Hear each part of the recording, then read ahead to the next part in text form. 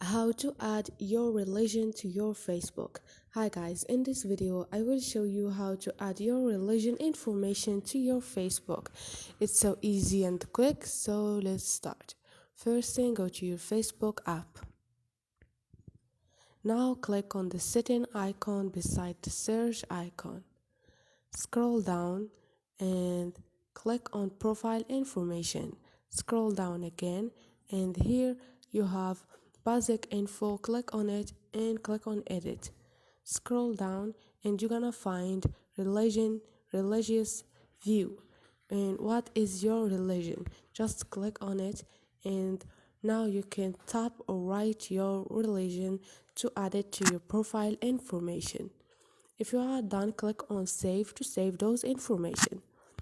So this is it guys, hope this video was helpful to you. If you like the video, don't forget to subscribe and like.